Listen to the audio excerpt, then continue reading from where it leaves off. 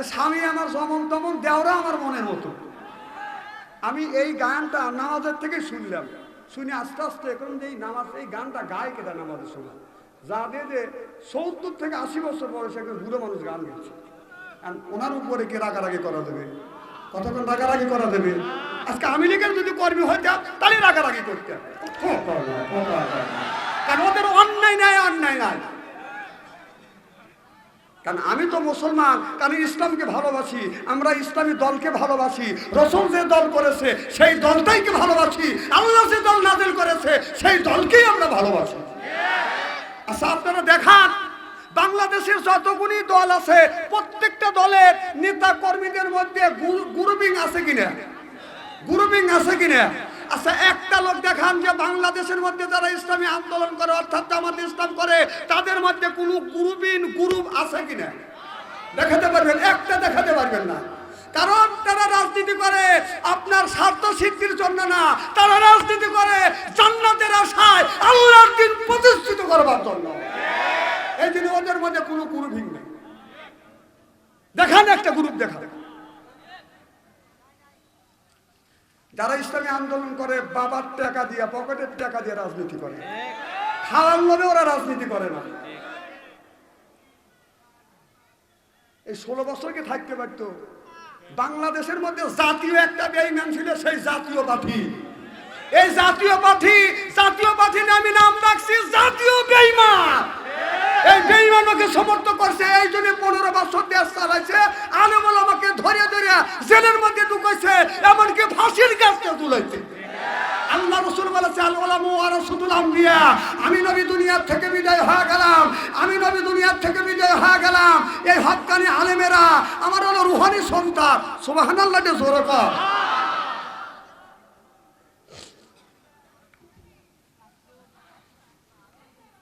অবাস্তব কথা আমি একটা বলবো। এখন দেখি ওই বুড়ো গান গেতেছে,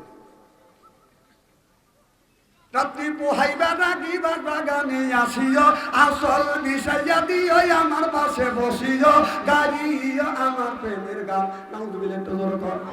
এই গানটা উনি হাদিসের কথা মনে পড়ে গেল। হাসান ইবনে সাহেব রাদিয়াল্লাহু তাআলা হইতে হাদিস থেকে বর্ণিত, ক্বালা রাসূলুল্লাহ সাল্লাল্লাহু আলাইহি ওয়াসাল্লাম বলেছে, ফিল বাসরি ওয়া যাররা ওয়াহিয়া বাসরিয়াতুল জান্নাহ, রাওয়াহুল বুখারী ফিল্লায়াতুল মারহাবা। হাদিস শরীফের মধ্যে আসছে, অন্যায় দেখলে প্রতিবাদ করো, ন্যায়ের পক্ষে তুমি কথা বলো। আমি চিন্তা করলাম এটা অন্যায়, প্রতিবাদ যদি না করি আল্লাহর আদালতে কিয়ামতের ময়দানে আমি গুনাহগার হব।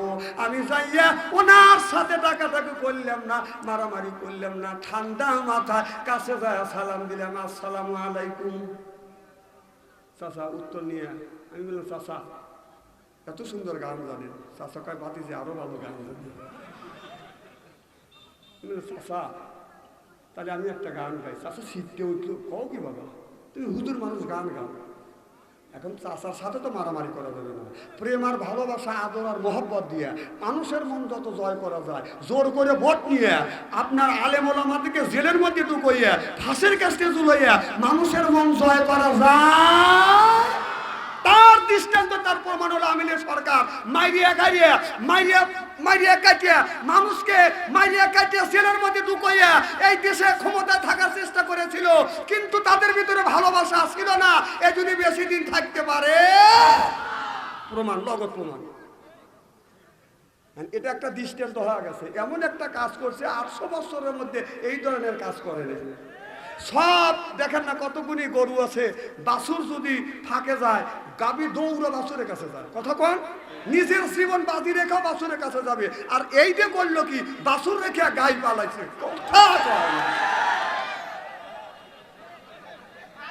না, তোর দলের মানুষ দেখে কোন বিবেকে, কোন জ্ঞানে তুই চলে গেলি? যাবি তাদের দিকে সতর্ক কর, আমি পালাচ্ছি, তোরাও পালা। এমন বিপদে ভালাত হয়ে গেছে তাদেরকে।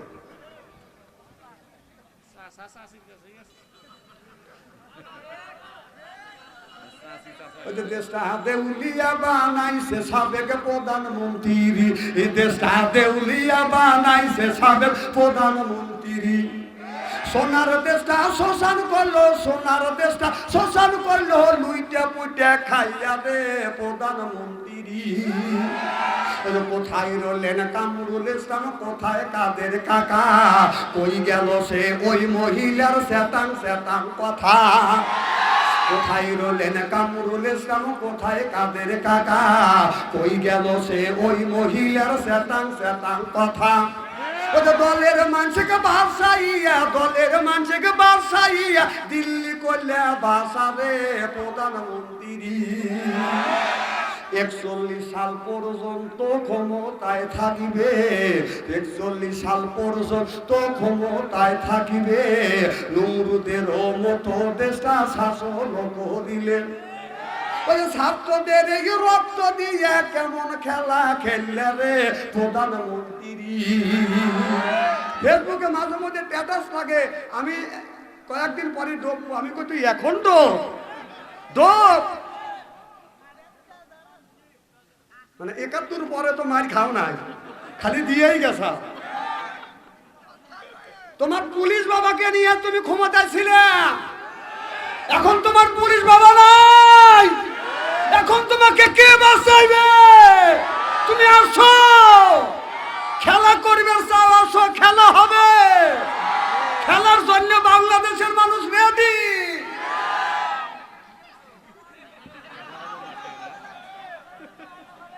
উনি খেলতা না, আসলি তো আয়না করে ঢুকবো না, আসলি সে ঢুকবো। একটা হাদিসের কথা মনে পড়লো, বলবো কি একটু?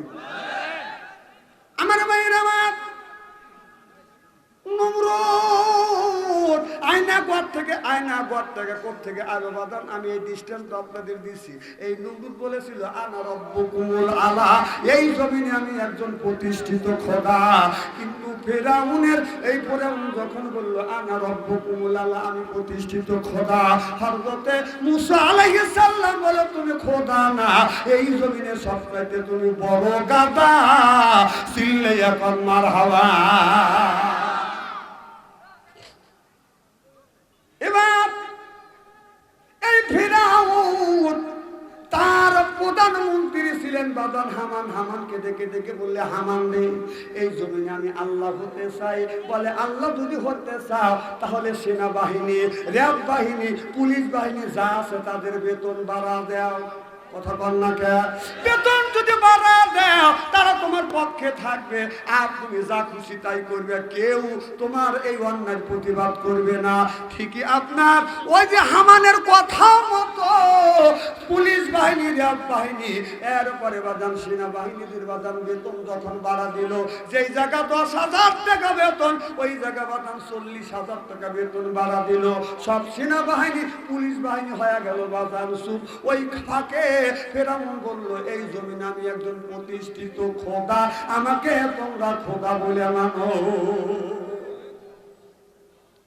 একটা জ্যোতিষীকে ডাক দিল কোনকে,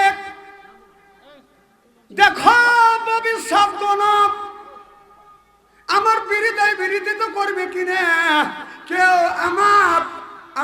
আমার পিছন থেকে আন্দোলন করবে কিনা। গণক সাহেব বলল, খোদা সাহেব, এমন একটা আমি তোমার ভাগ্য গুণে দেখতে পাচ্ছি, এমন একটা সন্তান জন্মগ্রহণ করবে, এই ছেলেটা জমিনের ভিতরে এসে তোমার দাউস খোদাগিরি সব তছনছ করে ফেলবে।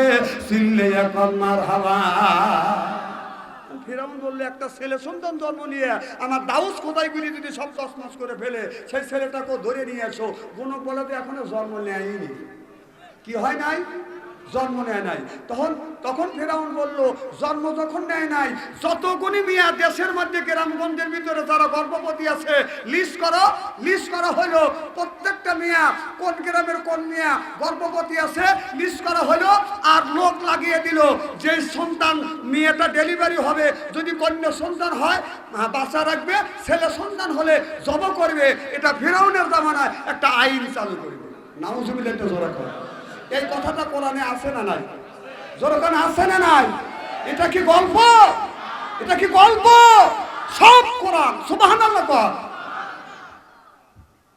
আমার ভাইরা, আমার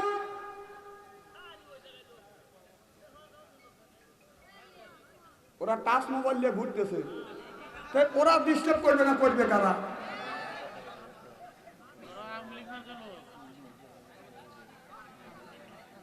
খুব কি খারাপ লাগতেছে নাকি? চলবে তো কোনটা খানি?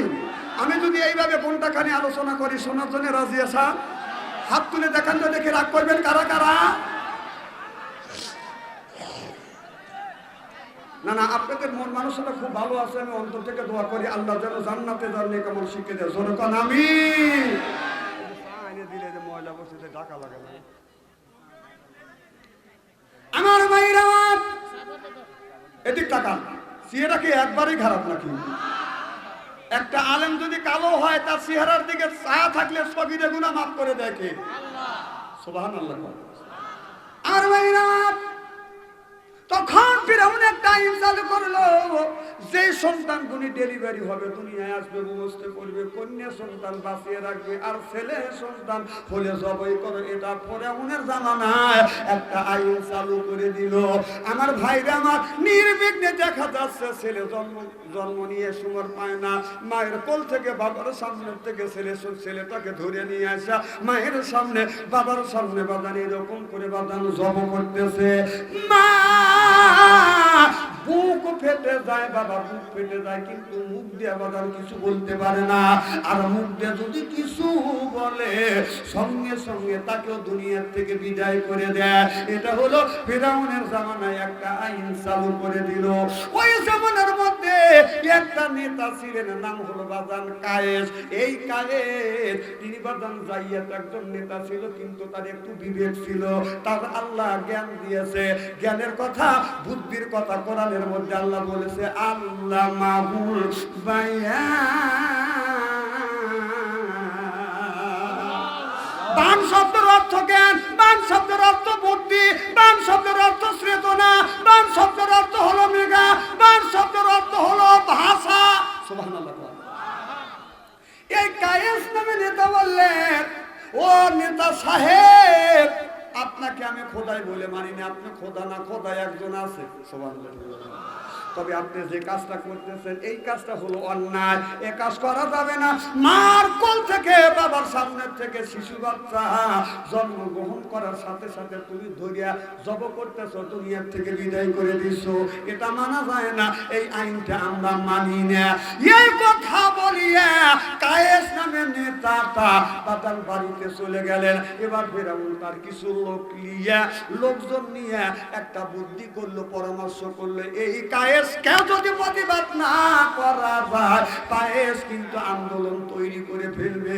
অতএব কি করা যায়? রাতের বেলায় পুলিশ হইয়া, পুলিশের ব্যাচ ধরিয়া, পুলিশ যায় তাকে ধরিয়া নিয়ে আসিয়া গুম করবে, গুম করে ফেলবে তাকে। বাদান রাতের বেলা এই প্ল্যান অনুযায়ী এই কায়েস নামে নেতাকে দরজার পাশে যাইয়া নক করছে। কয় কে? কয় আমরা ফিরাউনের লোক। দরজা খোলো। দরজা খুলছে, টাকা দেখে পুলিশের পোশাক পরে আসছে। চলো যাই, তুমি অন্যায় করছো, তোমার নামে কেস। অন্যায় করিয়া ধরিয়া নিয়ে গেলেন, অন্যের কথা বলে ধরিয়া নিয়ে যায় তাকে এমন একটা বিল্ডিং এর ভিতরে, এমন একটা ঘরের মধ্যে বাদান আটকা রাখলেন।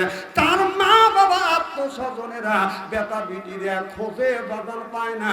একদিন নয়, 2 দিন নয়, বাদান 1 বছর নয়, 2 বছর নয়, 10 বছর পর্যন্ত ওই লোকটাকে গুম করে বাদান রেখে দিয়েছিল। 10 বছর কায়েস নামে নেতাকে একটা বিল্ডিং এর মধ্যে গুম করে রাখছিল। ঠিক দেখে আপনার ওই সিলসিলা ধরিয়ে, ওই ইতিহাস পড়িয়ে আপনার এই সরকারের নেতা কর্মী বুদ্ধি করিয়া যারা অন্যায় প্রতিবাদ করছে তাদেরকে ধরিয়ে নিয়ে সে অন্ধকার বানাইছে, আর এরা ধরিয়ে নিয়ে আয়নাঘরে বাঁধান রাখছে। ওখান থেকে এই গুম করা আয়নাঘরের মধ্যে ঢুকলে বাদান এই আইন, ফিরাউনের আইন, সেই আইন আমাদের এই আওয়ামী লীগ সরকার জারি করেছিল। ফিরাউন আর এই আওয়ামী লীগের মধ্যে কোনো কম বেশ নাই।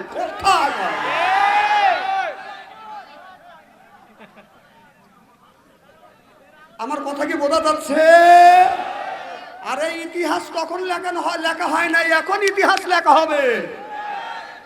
ফেরাউনের ইতিহাস তখন লেখে না, ফেরাউন যখন বিজয় হয়ে গেল তারপরে এই সমস্ত ইতিহাস লেখা হয়েছে।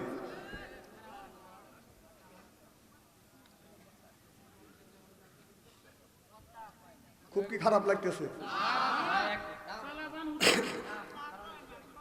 আমার ভাইরা? আমার আমি যা দেখলাম, চাষা গান গাচ্ছে, কথা বুঝতেছেন না?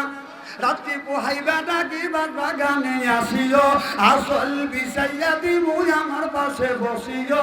নাউযুবিল্লাহ, একটু জোরে কর। আমি যা বললাম চাচা মনে আছে, আমি যা বললাম চাচা আমি একটা গান গাই, বলে হুজুর মানুষ তুমি গায়ান গাও। আমি বললাম চাচা আপনার বয়স কত?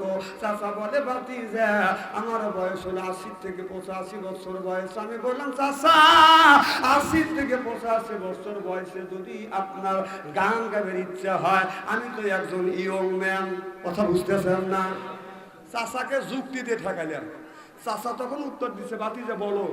তারপরে কিন্তু আমি আবার মানে আমি বলার পরে উনি পাল্টা জবাব দিবেন। তখন আমি বললাম চাচা ওইটা বাদ রাখিয়ে এই কথাটা যদি বলতে তাহলে আল্লাহ খুশি হইতো, মানুষ উপকৃত হইতো। আমাকে বলে ভাতিজা বলো।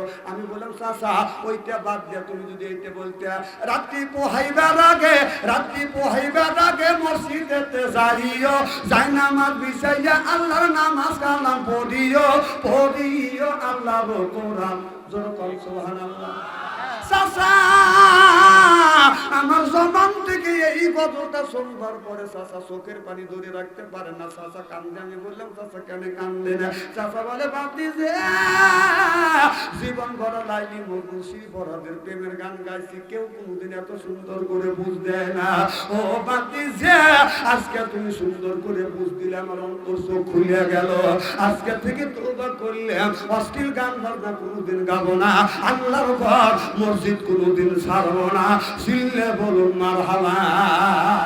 মাই হাদি আল্লাহু ফালা মুদিল্লাহিল্লাহ ওয়া মান ইয়াদিলিহু ফালা হাদিয়ালা। আল্লাহ যারা হেদায়েত করে মানুষ গোমরাহ বানাতে পারে না, আল্লাহ যারা গোমরাহ বানায় আমার মতো মৌলবি বাইতে খাওয়াইলে হেদায়েত নসিব হবে না, হবে না। সিল্লে এখন ঠিক কিনে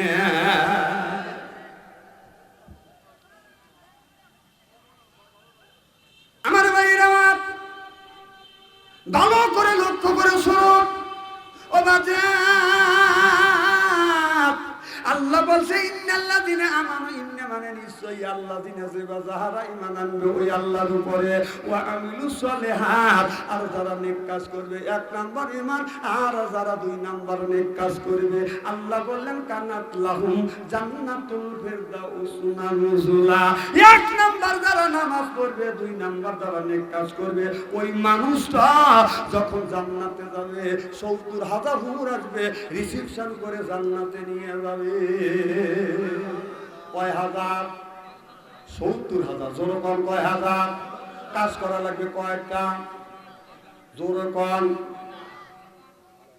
চোখে দেখেন না, জোর কন কয়টা? এক নম্বর নামাজ, এক নম্বর ঈমান আনা লাগবে, দুই নম্বর নেক কাজ করা লাগবে। নেক কাজের মধ্যে নামাজ আছে, রোজা আছে, হজ আছে, যাকাত আছে, কুরবানি আছে, ভালো ভালো কাজ আবার নেক কাজের মধ্যে ঢুকে গেছে। দুইটা কাজ যারা করবে ওই মানুষটা যখন জান্নাতে যাবে হুর আসবে। এই হুরদের এত সুন্দর চেহারা হবে, এই হুর পুলকো দিয়ে এই জমিনে যদি থুতু ফেলতো তাইটা আতরের মতন গ্রাম হয়ে যাইতো। আর পুলকো দিয়ে এই পৃথিবীর পানিতে যদি থুতু ফেলতো তাম পৃথিবীর পানিতে আতরের মতন গ্রাম হয়ে যাইতো। এত সুন্দর চেহারা, ঠোঁটে লিপস্টিক লাগান লাগবে না, আইব্রো মাখান লাগবে না। কোন মানুষ যদি হুরের দিকে তাকায়, এক নজর তাকাবে, ৭০,০০০ বছর চলে যাবে, চোখের পলক ফেলবে না। আজকে আমাদের মেয়েরা পাই পরে হাই হিল করতেছে, কিলকিল, ঠোঁটে লাগাইলো আজকে পিস, যুবকের দেয় শীষ, পেটো খালি, পিঠো খালি, এইটা হলো বাদানা, কথা বুঝতেছেন না? ঠোঁটে লাগাই লোটকে পিস, পাই পরে হিল হাই হিল করতেছে, কিলকিল, ঠোঁটে লাগা লোটকে পিস, এরপরে যুবকের দেয় শীষ, এইটা হলো ইসলামের বীজ, পেটো খালি, পিঠো খালি। আমি হিসাব করে দেখলাম ওই মেয়েটা অরিজিনাল শয়তানের শালী।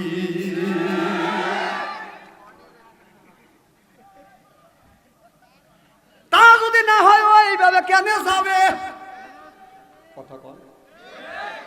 অনেক লোক আছে নামাজ কোনোদিন পড়ে না, রোজার কাছে কোনোদিন যায় না, মাথায় হলো বড় বড় জট, আপনার গলায় হলো মালা, পায়ে গলায় হলো মালা, হাতে হলো বাদান বালা, পরনে হলো পাটের ছালা। আমি হিসাব করে দেখলাম ওই লোকটা অরিজিনাল শয়তানের শালা। তাছাড়া কেন পড়বে ও পাটের ছালা?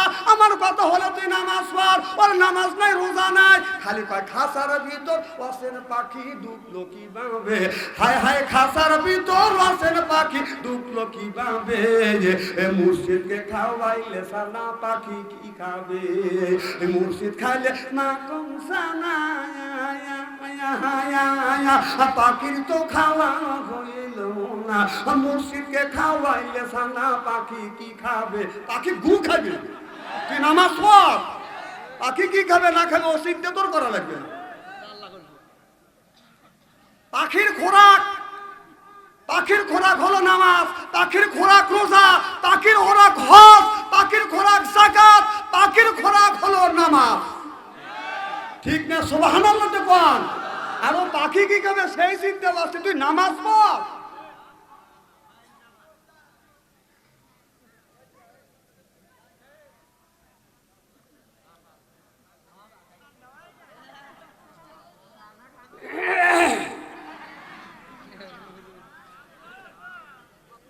আমার ভাইরা, আমার মুসলমান ভাইরা, আল্লাহর হাবিবের বিম্মতের ভালো করে লক্ষ্য করে শুনুন। ও বাজার হযরত ওমর বলা বাজার, মদিনার বাজার, অর্ধ পৃথিবীর প্রেসিডেন্ট। সুবহানাল্লাহ বললেন না? রোম আর পারস নামে দুইটা রাষ্ট্র আছে। দুই রাষ্ট্রের মানুষেরা বাদান পরামর্শ করলো, হযরত ওমরকে যদি বাধা না দেওয়া যায়, এক সময় দেখা যাবে রোম পারসের মানুষ সব মুসলমান হয়ে যাবে, রোম আর পারস হযরত ওমরের দখলে বাদান চলে যাবে। ওরাই স্বীকার করতেছে। সুবহানাল্লাহ বললেন না? যেমন আমাদের দেশে এই পৃথিবীর পরাশক্তি হলো বাদান আমেরিকান, কথা বুঝতেছেন না? ওই রকম পরাশক্তি ছিল বাদান রোম আর পারস। এই রোম পারসের বাদশা বলল, এই ওমর একটা লম্বা জুব্বা গায়ে দেয়, ওমর লম্বা জুব্বা গায়ে দেয়, ধাক্কা দিলি শুয়ে পড়বে। আমেরিকার লোক মনে করেছিল মোল্লারা লম্বা জুব্বা গায়ে দেয়, ধাক্কা দিলি শুয়ে পড়বে। খায়া তো কোনোদিন দেখে নাকি? যখন খাইছে, যখন রুখে দাঁড়াইছে, যখন খাইছে, সোনার বাংলা থুয়ে আপনার মামুর বাড়ি যা পালাইছে। ভাবছিল যে লম্বা জুব্বা গায়ে দিছে, এদের গায়ে শক্তি নাই, ধাক্কা দিলে শুয়ে পড়বে। না না, এই লম্বা জুব্বাওয়ালারা যে হাতটা কোরআন পড়ে, কোরআন ধরে, কোরআন পড়ে, সেই হাতের সাথে আল্লাহর রহমতি হাত যোগ থাকে। কেবল একটা ঢেলা দিছে, সহ্যই তো করে পারে না, ভালো করে তো বর দেই নেই।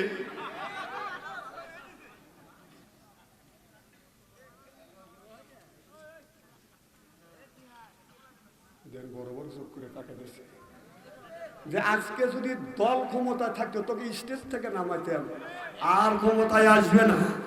নাইরিয়া বেলতলে একবারই যা, খুব জ্বালাইছে, 16টা বছর জ্বালাইছে। কোরআনের কথা হক কথা বলতে পারি নাই, কোরআনের কথা হাদিসের কথা বলতে পারি নাই।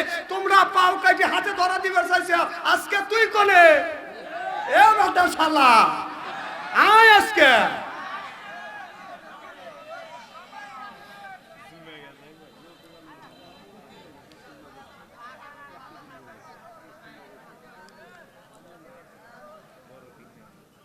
আমার ভাইয়েরা, আমার রূপ পারুষের নিতেরা চিন্তা করলে জুব্বা গায়ে দেয়, একজন বলে ফু দিয়ে উড়ো দেবো, কথা বুঝতেছেন না? কারণ ইসলামকে ফু দেওয়া বা উড়ো দেওয়ার জিনিস না। রোম পারস্যের বাদশা, রোমের বাদশা, পারস্যের বাদশা ইসলামটাকে ফু দেওয়ার চেষ্টা করে, ফু দিয়ে উড়ে দেওয়ার চেষ্টা করছে, বাদান পারে নাই।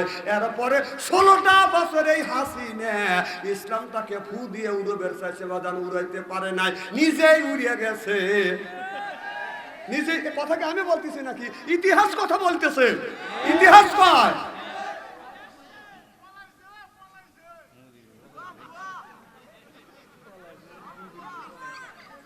আমার ভাইরা, শোনেন, কথা আমাকে বলতে দেন, আমি বলতে এসে আমি বলবো। আপনারা শোনার জন্য আসছেন, শুনবেন, আর আমাকে বলার জন্য দাবাত দিচ্ছে, আমি বলিয়ে যাব। আপনি যদি বলেন আপনাদের মাইন্ড করবে, আর আমি যদি আরো কিছু বলি মাইন্ড করবে। কারণ সামনে হলো আল্লাহর কোরআন, কোরআন হাদিস আর ইতিহাস বর্তমান প্রেক্ষাপট মিলে কথা না বললে বাংলাদেশের মানুষ বোঝে না। কারণ যে যুবকের হাতে আছে বাজান টাচ ফোন, ভালো থাকে না তাদের মন, ওইটা হচ্ছে বাজান ওদের জমা। আপনার ঘরে বসে বাজান প্রেম করে, মা বাবাকে অখুশি করিয়া বাজান বিয়ে করে, ওই বিয়া টেকে না রে। এখন যুবকরা কয় ঠিক।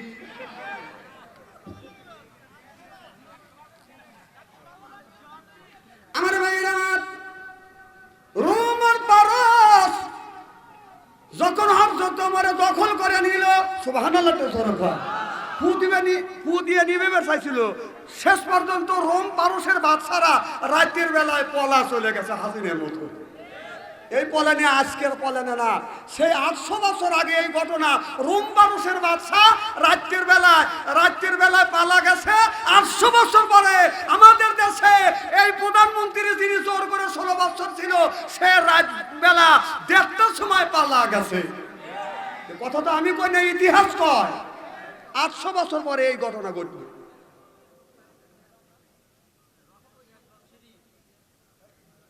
আমার ভাইরা,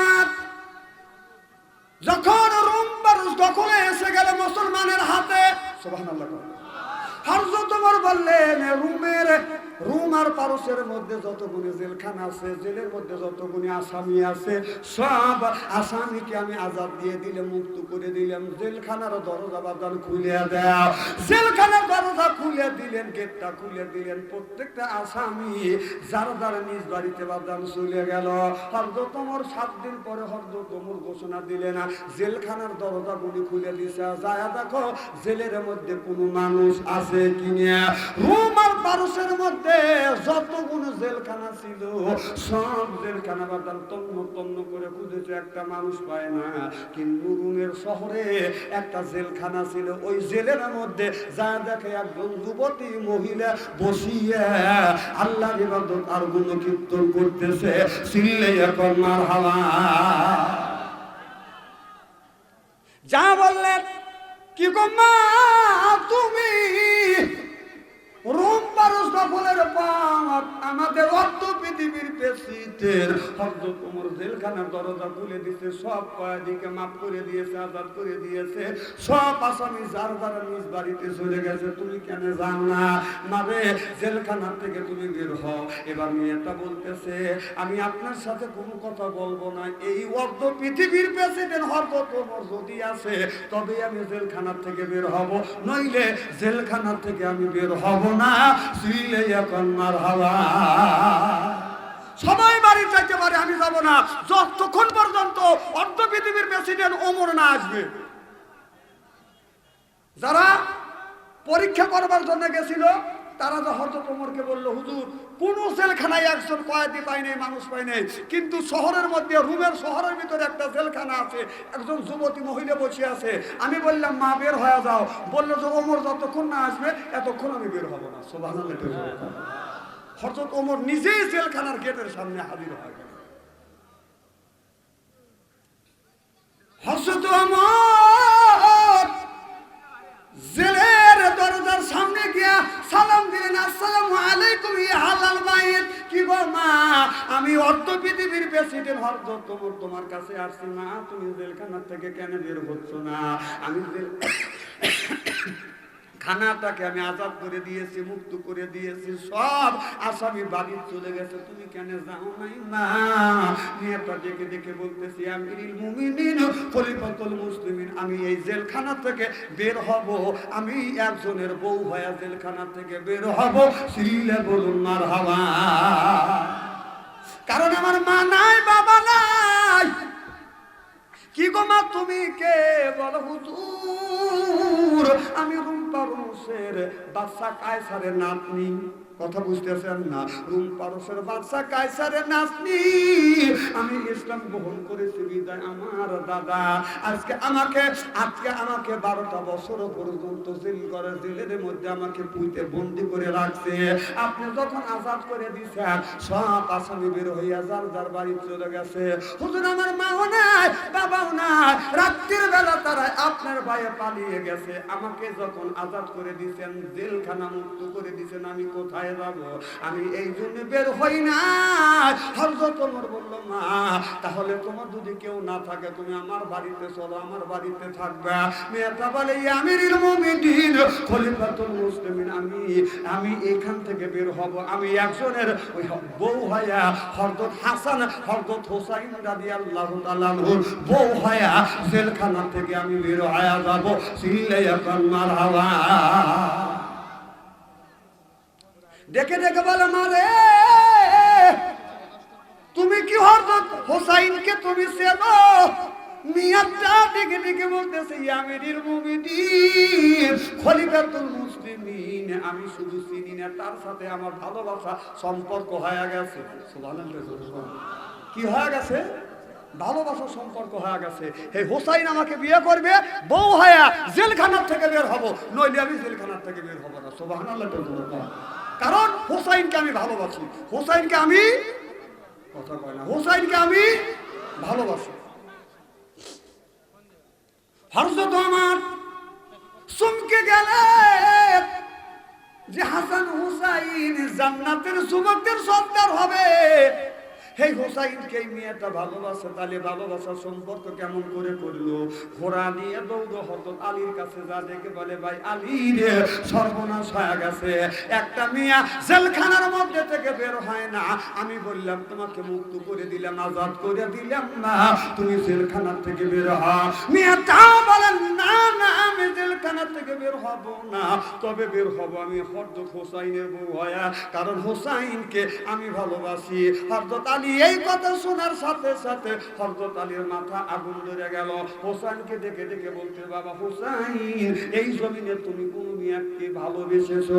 বলে, না বাবা, মেয়েদের সাথে দেখাই হয় নাই, ভালোবাসা কাকে আমি ভালোবাসা বুঝি না।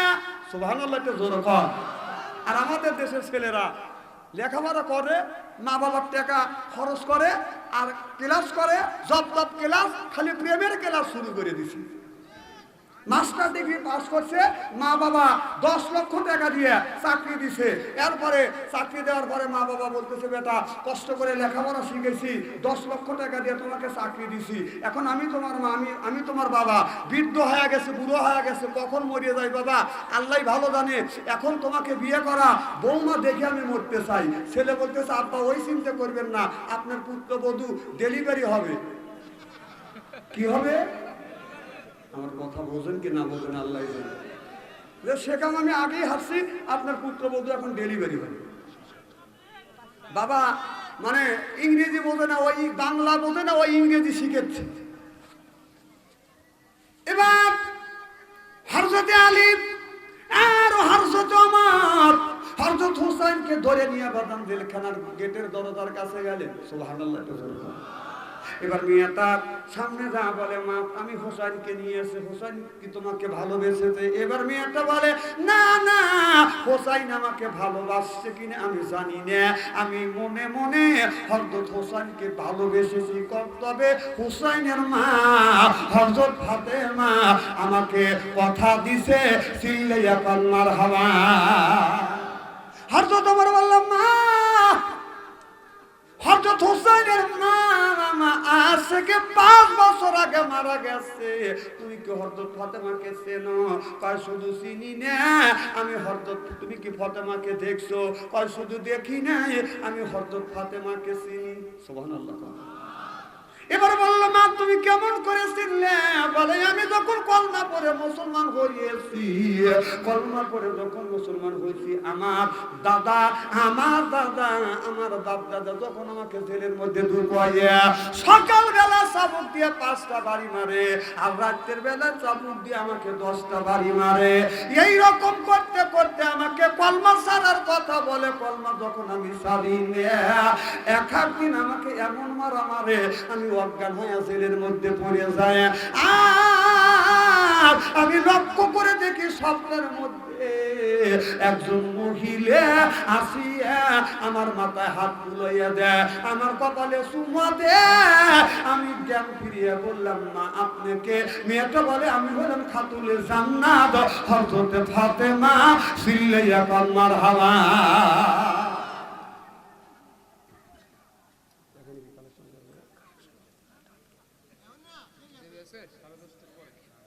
আমার ভাইরা আমার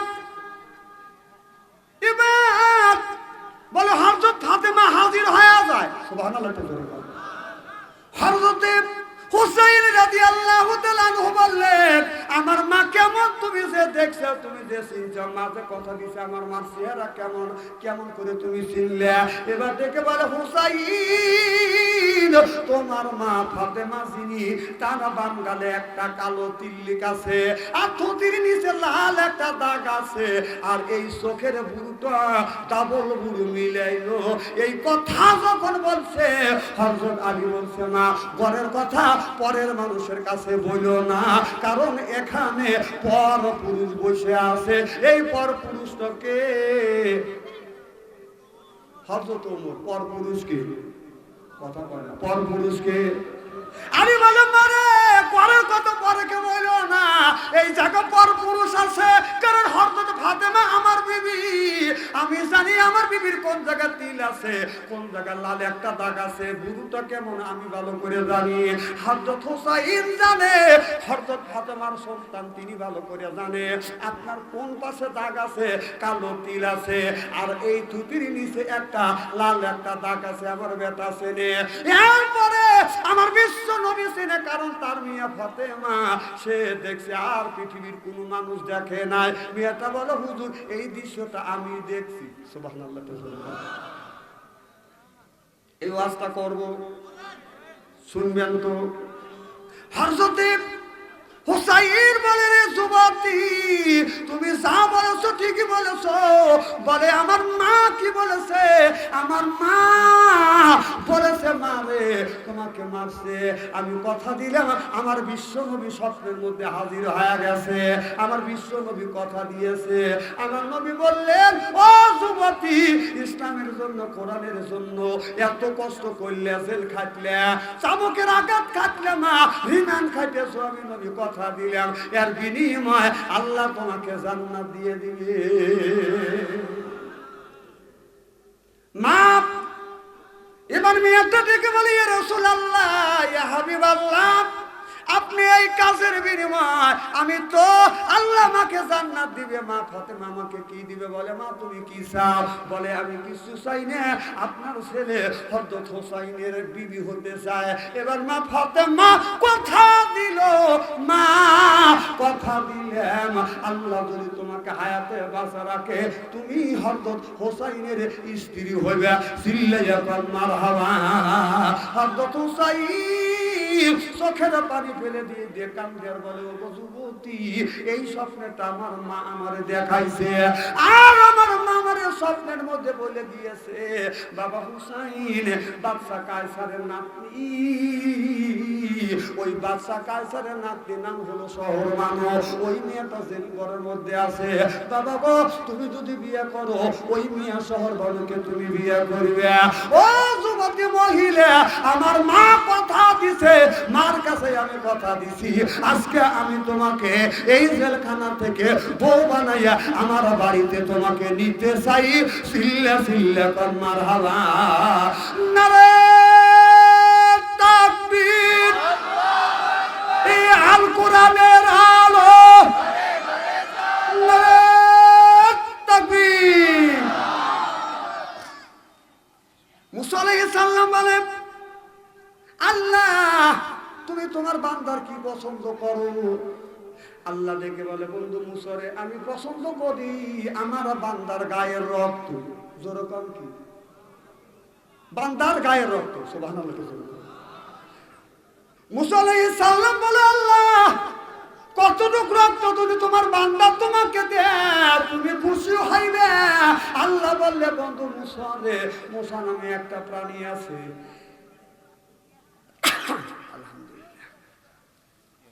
মুসা নামে একটা প্রাণী আছে, এই প্রাণীটা যতটুকু রক্ত খায় তার 4 ভাগের 1 ভাগ রক্ত যদি বান্দা আমারে দেয় আমি আল্লাহ বান্দার বন্ধু হয়ে যাব। তাহলে মুসা নামে প্রাণী আছে, সেই মুসা 1 ফোঁটা রক্ত খায়, তার 4 ভাগের 1 ভাগ রক্ত যদি দেওয়া যায় আল্লাহ তার বন্ধু হবে। তাহলে আমরা কি রক্ত দেওয়ার জন্য রাজি? কি কোন রাজি? আমি পরীক্ষা করে দেখবো কারা রক্ত দেওয়ার জন্য রাজি, আল্লাহর বন্ধু হতে চান। আমি তাকবীর দেবো, যাদের ইমানের স্পিরিট আছে, আল্লাহর প্রতি বিশ্বাস আছে তারা হাত তুলবেন, যাদের আল্লাহর প্রতি বিশ্বাস নাই তারা হাত তুলবেন না। রেডি? দেখি কে কে হাত তোলে না। দেখেন, নারে তাকবীর। 2 হাত টান টান করেন, 2 হাত টান টান করেন। দেখেন তো কে হাত তোলে নাই, হাত টান টান করেন, চক্ষু দুটো বন্ধ করেন। রাজি? রাজি? রাজি? হাত নামান। রাজ্জাক ভাই কি করেন? একটা চাকু আর প্লেট নিয়েছি, কারণ ওনারা তো রক্ত দিবে এসেছে। তবে আমি একা তো চাইতে পারবো না, আপনারা অনেক মানুষ, আমি একা, আপনাদেরই আসতে হবে। মুসা আলাইহিস সালাম বলে, আল্লাহ তোমার বান্দা যদি রক্ত দেয় আল্লাহ রক্ত ক্ষয় অবস্থায় মারা যাবে, আল্লাহ তুমি স্যাক্রিফাইস করো। আল্লাহ বললেন, বন্ধু মুসা রে, আমি আল্লাহ স্যাক্রিফাইস করলাম, বান্দা রক্ত দেওয়া লাগবে না। রক্ত কামানো, পরিশ্রম করা কিছু টাকা কিছু পয়সা বান্দা যদি আমার রাস্তা দান করে দেয় আমি আল্লাহ বান্দার বন্ধু হয়ে যাব। সিল্লা সিল্লা এখন মারহাবা। সর্বপ্রথম আল্লাহকে খুশি করবার জন্য একজন ব্যক্তি বলেন, হুজুর আমি 10,000 টাকা দিব। একজন বলেন, হুজুর আমি 5,000 টাকা দিব। একজন বলে, হুজুর 2,000 টাকা দিব।